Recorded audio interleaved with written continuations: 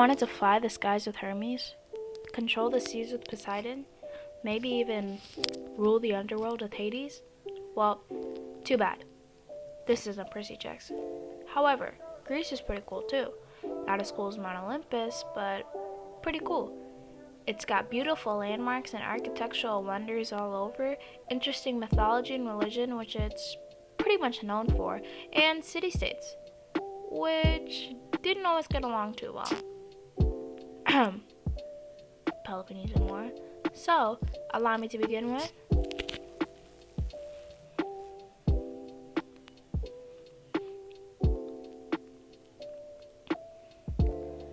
Okay, let's get explaining. Starting with geography. There are a lot of geographical beauties in Greece for all you ancient Instagrammers out there. And when I say a lot, I mean a lot. Most of them being temples like the Temple of Apollo and the Temple of Hera. Greece was full of architectural wonders, the most popular probably being the Parthenon. The Parthenon is a former temple on the Athenian Acropolis in Greece. It was dedicated to the goddess Athena, whom the people of Athens considered their patron. It was constructed in 447 BC when the Athenian Empire was at its peak. Another thing you've probably heard of are city-states. The two perhaps most known city-states are Athens and Sparta.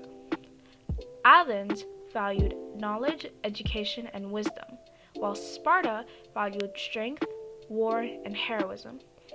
The two had been allies and fought side by side in the Battle of Plataea, which ended Persian invasions of Greece. Their differences began with their ideas of getting along with the rest of the Greeks. This eventually led to war between all the Greeks, aka the Peloponnesian War. Both Sparta and Athens gathered allies and fought on and off for decades because no single city-state was strong enough to conquer the others. Athens was finally forced to surrender, ending the war with Sparta as its victor. Next up, religion. Most ancient Greeks belonged to the religion of polytheism, which is the worship of more than one god or goddess. They believed in about 20 gods and goddesses. These were Zeus, Hera, Poseidon, Demeter, Ares, Athena, Apollo, Artemis, Hephaestus, Aphrodite, Hermes, Dionysus, Hades, Hypnos, Nike, Janus, Nemesis, Iris, Hecate, and Tyche. Many of the gods had temples where the ancient Greeks would worship them. Ancient Greeks believed that the gods and goddesses lived on the highest mountain in Greece, Mount Olympus, located on the border between Thessaly and Macedonia and standing with its highest peak, Mytikas, at almost 10,000 feet. It's really a wonder to visit and a very picturesque sight, if you ask me. Finally, achievements. One of the most interesting reasons to go to Greece is to indulge in its history.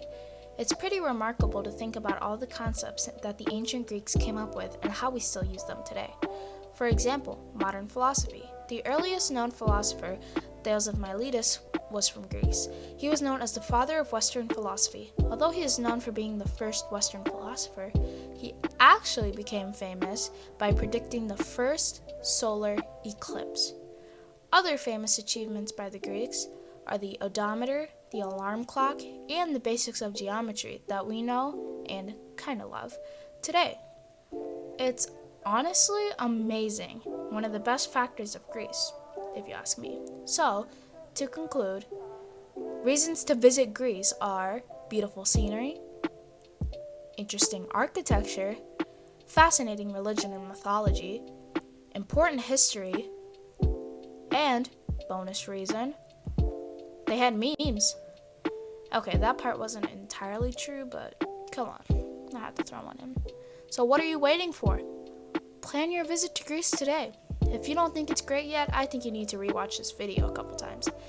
Visit www.greeceisgreat.com for more information.